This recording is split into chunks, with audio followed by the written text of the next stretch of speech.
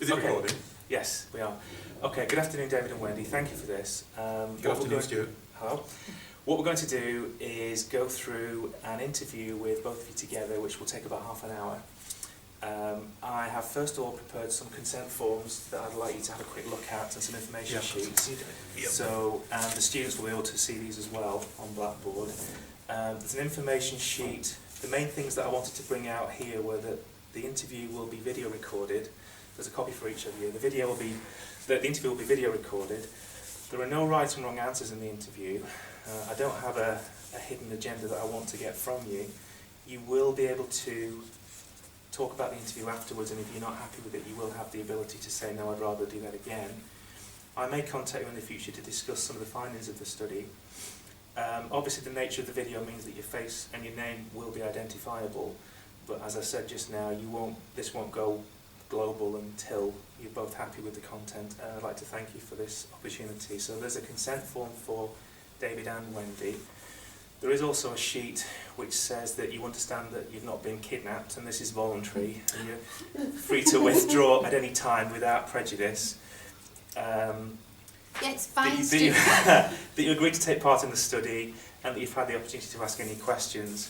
So before you ask any questions, I need to tell you what the study's about. So this is part of a module that the current level 5 students are doing called EHPP. What we're talking about today is the role of exercise in people's lives, in this case, busy academics' lives. It will be a half-hour interview.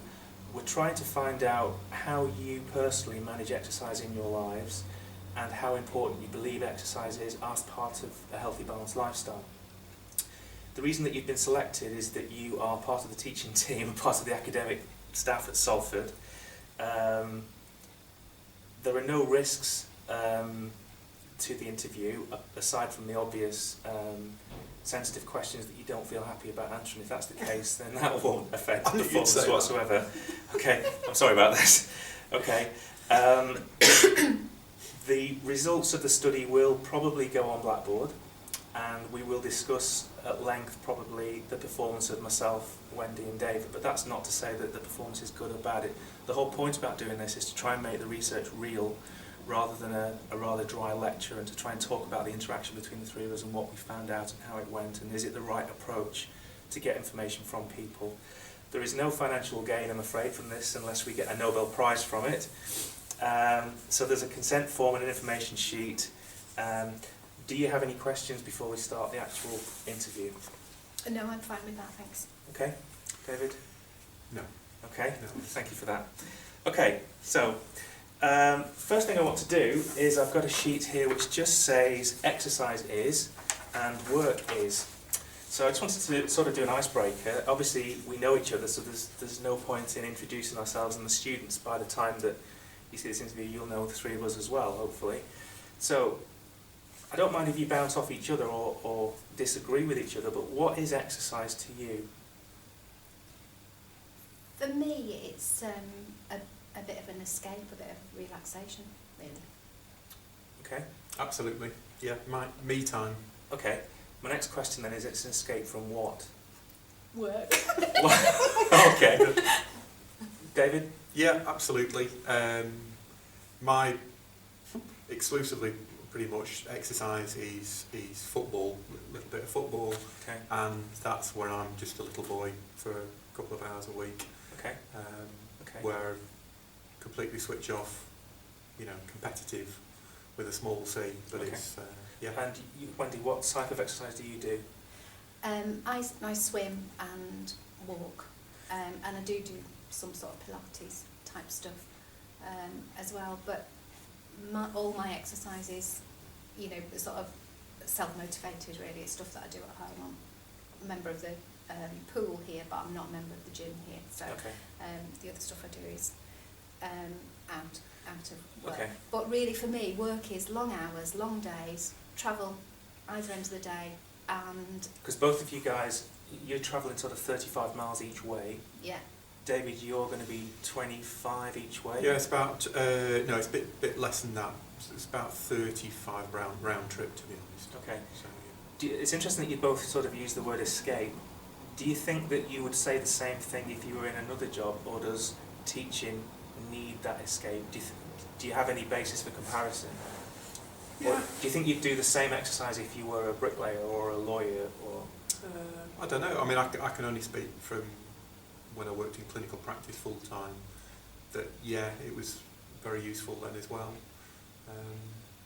I perhaps, well yes I did, I've always swum for many years, I've swum as a hobby, okay.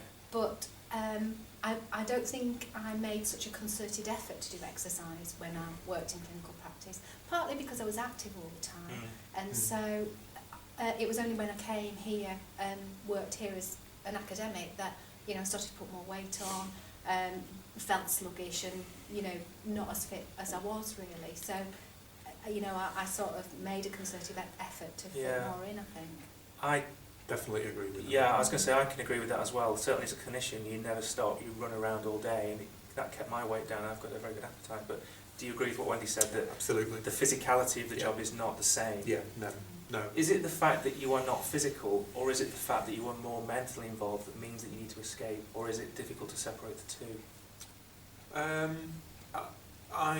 I suppose there is an element of that. I suppose also the fact that there is a lot of, you know, and there's stress in all jobs, not making it out to be, you know, more or less than anywhere else, but because I think an awful lot of it is psychological stress, meeting deadlines, expectations, etc.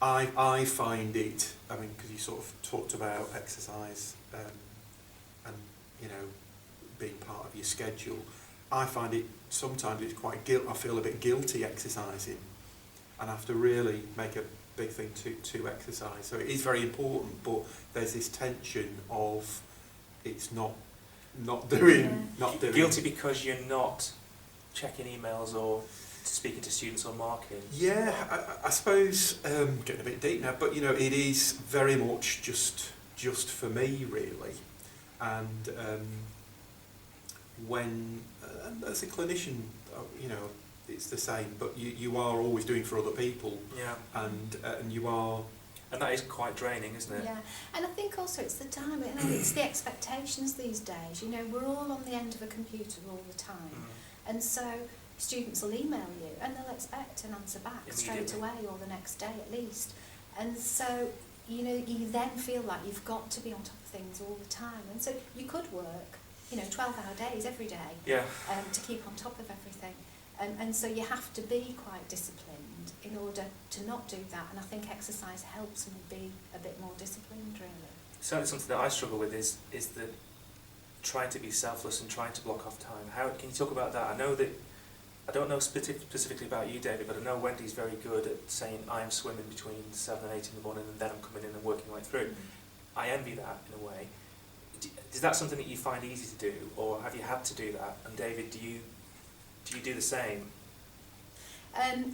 I've always chosen to swim first thing in the morning when I've done it, and so I've done that from when my kids were little. You know, I used to go for a swim while my husband was still at home with them before I got them dressed and ready to go to work, sort of thing.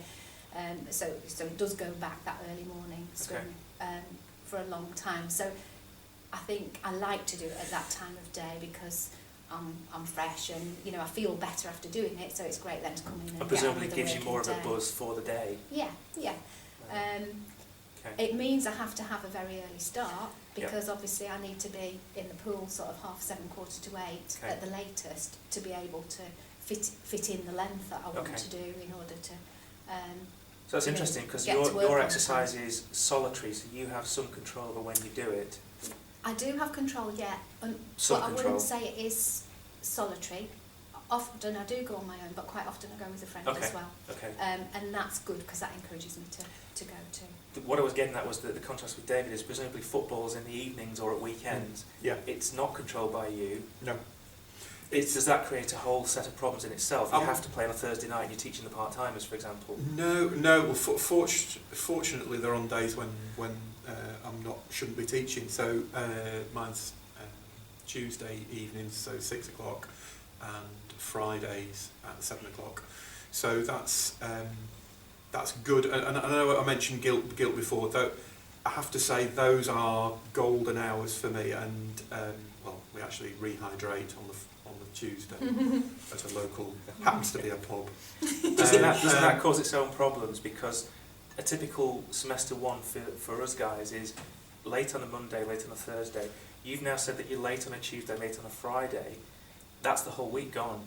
Does that give you some cause for stress, or is that? No. It's funny. I've never had it too much of an issue. I might be late for football. You know, things have gone on here. But it's surprising actually how few occasions I have actually missed, and it is because I enjoy it so much. Okay. Yeah, so that's good, isn't it, in a way, because you know it is a structured thing that you make sure that you're there, and it's something that's in your diary that you stick to. Whereas I suppose mine are a bit more movable. So, but what I have started to do now is, you know, I'll look at my diary for the week and look at, right, when can I fit in swimming 2 or 3 times this week? Okay. When can I fit in my walking? I didn't mention before, actually, I do dance as well. Okay. But that's on a Thursday evening, Okay. and that starts at 8 o'clock. Right. So I struggle a bit with that. teaching, Yeah. and I'm often late getting there. Okay. And I'm not as precious about that. You know, if people aren't able to teach and I need to teach, then I'll say, oh, all right, Okay. I'll do it. So The issue for me has been over the last year or slightly over that 18 months. One of my fortnightly, my Friday football has had to take abeyance, and I've fitted in something else, another commitment. So I'm not exercising as much. So that's only twice a week. On a good week, I'm exercising every other week. It's just once a week, and that's obviously not enough. Okay. So that's and the activity I'm doing in football's place is driving. I'm delivering some food. Do you know what I mean? Yeah. So I'm sat down. So that if I'm not playing football, I'm sedentary. Okay, so that was going to bring me on to my next point. We've talked about the exercise that you guys do. What other steps have you had? You talked about weight gain, since you're not physically working the same. It's not just exercise, is it, that's health. What other steps have you had to make to try and stay healthy in conjunction with exercise? for me, I was kidding myself that I wasn't putting on weight when I came here, and then I don't know, the realisation sort of happened that actually I've put on quite a lot of weight since I started here, and I got to that point where I didn't like it and I wanted to change. Also, I was going off to Uganda for my trip abroad. I needed to be fit to do sporting activities with the kids, and somebody suggested to me that the Great North Swim was going on, and that gave me a bit of a driver to, right, can I do a mile outdoors in a lake? Can I train towards that? And so that upped my swimming and my commitment to it, I think. Okay. How about you, David? Do you do any other things consciously? consciously? I bought a bike at Christmas. Santa Claus brought me a bike. I'm doing the typical sort of blokey thing of, well, I need to get all the kit. This is probably now the Pracanza and Diclamenti now of, getting in the preparation Have you phase. ridden the bike yet, David? I have, but it's been very wet and I haven't got mudguards, Stuart, so I'm going to get a very wet bottom. We are doing this interview in the middle of winter with snow forecast, I need That's to right. say that. Yeah, So, but some of us have bought a treadmill so that we can walk indoors. I know, and also part of the thing that I really love about football is that it's with other people. There is a competitive element to it. Okay. And I suppose my wife has said she'll cycle with me, because I used to cycle an awful lot, and when I look back, when I say more as a child really, I was always really with my friends. It wasn't really solitary going out on the bike. So there's still a social aspect that I really appreciate. So poor old Rachel's got to race you up those hills, has she? Yeah, and she's only got a little bike with stabilisers, but she'll just have to keep up. Okay, again, that leads me on to my next point. You've talked about, you very quickly said it was a release exercise. So that's a given. I think you both said that fairly clearly early on. Apart from the release, why else do you exercise? Because it's hard work, it's cold, it's miserable, you've got a high pressure job, you've not got much time, I'm sure you get home and you're tired. Why else do you do it other than the release? I think it is just a switch off, and it seems to just recharge. I mean, I'm not fit. I know what it is to be fit, and I'm not fit now. And I know that we can talk about releasing endorphins and all the rest of it, but there is a real buzz of feeling fit, and you can cope with an awful lot more. So that's kind of what so it what builds I'm a striving, sort of natural immunity striving to for. Yeah, all, but just on a real guttural level, basic level, it does just make you feel so much better. You can put things in perspective more. Occasionally I'll do a little bit of singing, which is a form of exercise within the university. Yeah. And Linda Hollingworth does it, and you've done it as well, haven't you? Mm. She put it really well. It feeds the soul, Yeah. and it does. Yeah. And in a similar way, exercise does feed the soul a little bit. It helps you be that rounded individual. One of the things I want to talk about as well is that what are the obstacles to doing the exercise that you do, and what are the drivers, and what sort of how important do you rank exercise? What is more important than you going for a swim or you going and playing football? I know, for example, this morning you had to be up early to get in to the library to help the students log on for their electronic exam. That has to be done. I might have an interview with a student, that has to be done. What sort of things are more important than exercise to you, and do you do that? Do you rank things in an order, or do you just block out your diary and say, no, that's it? I'm interested in that. Well, this morning, for example, I couldn't go swimming because I knew I had this exam to do, and I knew I needed to be in time to make sure I'd got everything all ready. So I will put absolute work priorities in front, but what I will do as well is try and plan at least so many days a week. And just going back to Dave's sort of feelings about exercise, that's one of the key things that I do it for, is because it makes me feel good. And I hadn't realised until I'd stopped doing it how much better it made me feel once I started doing it again. Yeah. And also how much more in control of my life I was. Because it gives me that balance. I'm no longer just this person who comes to work in the morning, goes home at work at night and does a bit more work when I get home and then go to bed. Yeah. I've got more to do, and I enjoy it more, and I really get a lot out of that. So a common theme is that it's not so much the physical, it lowers my cholesterol, it lowers my blood pressure, it's how it makes you feel. I'd say for me, and allows you to cope. I'd say that is the prime reason. Although, for me, it was about weight loss as well. And I have watched my calories, along with that. And I have watched how much red wine I drink when I go home. So, it's a combination of all those. So I have done it as a conscious part of, I want to be healthy. I'm not, in terms of barriers, as I say, it's very rare I will miss those scheduled times. It's got to be something fairly serious, in terms of... So skip it. Yeah, absolutely, because I enjoy it so much, I get so much back from it.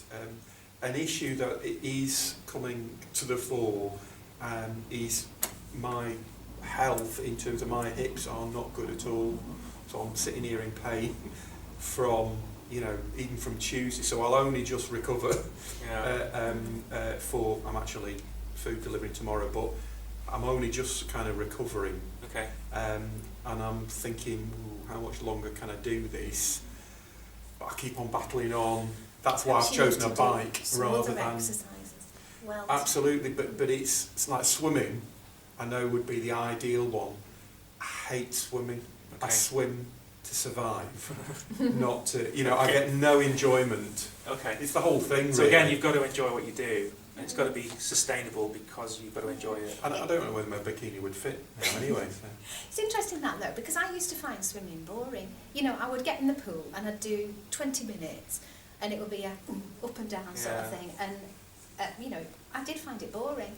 Whereas now, because I had that focus of the Great North Swim, and I now swim outdoors when the weather's, from sort of like May through to September, it's become different, and I really enjoy it more. If I said to you too, with all due respect, that it sounds like you've got a mild addiction to keeping fit, How would Sorry. you? How would you respond to that? Because it sounds like you need it. It sounds like it's almost a drug.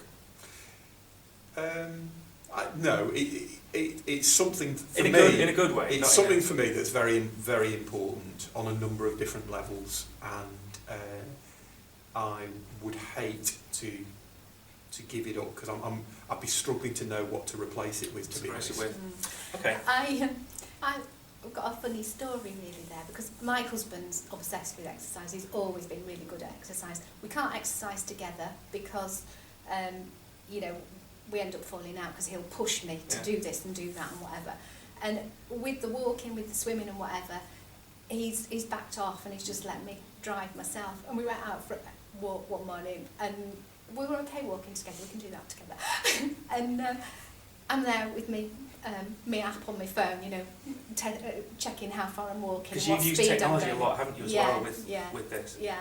And he'll, I said, I know I'm obsessive. And he said, can I just recount that? Did you just say you're obsessive? And because I've always said he's obsessive. And I think... But it's a healthy obsession. Yeah. And I think to a degree, you have to be obsessive and have a little bit of an addiction in order to keep it up. Thank you. One of the things I wanted to come to the end now, I wanted to talk about this model of health behaviour called the Transtheoretical model, which I'm going to give to the students. It's a bit of a misnomer because it's a theory that says it's beyond a theory, but we can talk about that in the sessions. But I've got copies here of this Prochaska and Di Clemente, which has got 5 different stages, looking at contemplating doing exercise, keeping it going, relapsing, evaluating what you do. I just wondered if you had any comments on that. And I know it's a complex theoretical model, but at the same time I know that you are both very familiar with academic models. So I thought this might not be something that you would do with a non-academic, but I thought, given the sample that I have, it might generate some interesting things. So can you see yourself in that model, and can you pinpoint yourself? Is that a model that resonates with what you do? Yes and no, in terms of it doesn't fully explain where I'm at, because I'm maintaining a certain level of exercise, but I'm well aware that's not enough, that I need to lose weight, I need to get fitter. You know, so in terms of exercise from a bike, I'm still probably in the preparation phase, you know, of getting me padded shorts and me mud guards and all the rest of it, to really get into the action phase. You know, talking about diet and exercise, I'm still probably in the contemplation, do you know what I mean? Because that's an area for me. But that's interesting, because it sounds as though in terms of cycling you're at an earlier stage, but in terms of football you're at a maintenance stage. Yeah. So that's interesting. Yeah, so that's why it doesn't fully explain me. I'm kind of in two places. Okay. Really. So suppose that, is that a limitation of any single model? Yeah, I suppose so, that it just doesn't fully... I'm able to use it, and I think from an advice point of view, you could use it to advise me, or to understand me a little bit, but it doesn't fully explain me because I'm kind of in two places. Okay. How about yourself, Wendy? I think with me, I put the eating, drinking, swimming, walking, they all come together for me. I know that they all have to be done in order for me, you know, to make progress on weight loss or maintain that weight loss. In semester 1, when I was really, really busy with work and things took over, I went into that relapse phase. So I put on probably, I'd say, about half a stone or more. Okay. Christmas was a break away from that, which, you know, gave me time to think, regroup, right, what am I going to do? And I'm now in a serious action phase where I'm, you know, really concentrating on all those factors. I haven't had a glass of wine since 31st of December. You have this shaking, actually. I know. We'll pick that up. To get back to that maintenance level. And I think it's been quite good going round that cycle and having that relapse, because it's made me realise how much better I feel when I get back in control, and how quickly I was able to get back in control as well. So I've found it quite interesting, that, you know, going through that cycle me myself. Okay. Great. Thank you very much for your time. What I want to do is keep the camera rolling for just a few minutes, and the interview's now over, so cut. What I wanted to talk about now was you guys didn't really know what I Can I was going smoke to ask. now? Yeah. you guys, you can let your stomach go. Oh. You guys deliberately didn't want to know what questions were coming. So was that useful that I just hit you with them? I know they weren't particularly stressful questions, but do you think that that was a good thing that we just talked? How did you interact with each other? How did you interact with me? Just let's talk for the benefit of the students for 5 minutes, if you don't mind. I found it interesting because you don't often, in a busy job, get a chance to speak to people about things that are not to do with marking or students or emails. So that's useful to just take half an hour and talk to somebody. It's quite difficult because I know you guys well and I sort of know what you do anyway, so that makes it difficult not to bias and jump in, so that was quite difficult. But from your point of view, have you got any comments about the process of being interviewed? I think personally, not knowing the questions, you've got to feel comfortable. I think kind of as a one-off, if you didn't know the individuals involved and we didn't know you, there might be a question mark as to whether you'd really get the truth of really what I found. You know, because it might be I wanted to put a good front on it or catastrophise and make it absolutely worse than it actually is. So knowing you as I know you and Wendy, that seemed fine for me, and just not knowing the questions was good because you can then shoot from the hip a bit more. Okay. Yeah, no, I think definitely not knowing the questions was fine because I think you get, you know, a spontaneous sort of response there, don't you, rather than something that you'd thought out. I again agree that, you know, because we're all comfortable with each other, that made it easy. Okay. However, will I feel so comfortable when I watch it back? Yeah. And I know that the students are going to see that because it had just felt like very much, oh, we're just sitting having a chat. Yeah. And I might feel differently, you know. Certainly when I was... Have I been too open, you know, do I want students, them to know students that? Nobody told me students were going to say that. Certainly when I was designing the consent forms, you have to be careful because you can't say on a consent form this will be kept confidential because it's not. It's by definition. Students are going to see what we've talked about. So you have to think about that for a second. And I probably should have mentioned to do your fly up then. Students. And, you know, I suppose the other thing is, if I had interviewed you separately, how different would the data have been? I don't know really. I think it kind of... We'll never know. It kind of enriched things a little bit because some things that Wendy brought up, I thought, oh yeah, I agree. That's me as well, and perhaps I wouldn't have mentioned that. Again, I suppose it depends on if you've got, you know, quite a dominant person and a more shy, because, you know, Wendy's obviously the dominant one. You know, that could have an impact. How else could we have got this data then? Because in the end, we did it with a bit of time to spare, but it's been quite difficult to get 3 people sat down for an hour without bouncing around. If we couldn't get together, how else could we have got the same data, or is this the best way to get this information from you guys? You could have done a questionnaire. Okay, I don't want to prejudge what the students might say, but what would that have given you, and what would that have taken away? Again, it'll depend on what type of questions you ask, really, and whether they're open or closed questions as to how much detail you get, really. Okay. You could have perhaps got a more reflective answer, potentially. From a questionnaire? From a questionnaire. Equally, some people I'll just shove anything down, or you might get a more abridged version, depending on the person, I suppose. Okay. Whereas face-to-face, there's a little bit of, you can judge when you can prompt, when you can, you know, probe a little bit further. You know, you in essence, it's a structured thing, whereas this was more semi-structured, I suppose, in terms of you could explore. Okay. And also, you know, what we say might actually change your question. I was going to say, so there's 2 sides to that. As well as you not knowing what I was going to ask you, I didn't know what you were going to say to me. So you have to be sensitive to that, and you have to be flexible by definition, because I don't know what you're going to say to me. Okay. Thank you very much. Thank you. We'll go for a drink.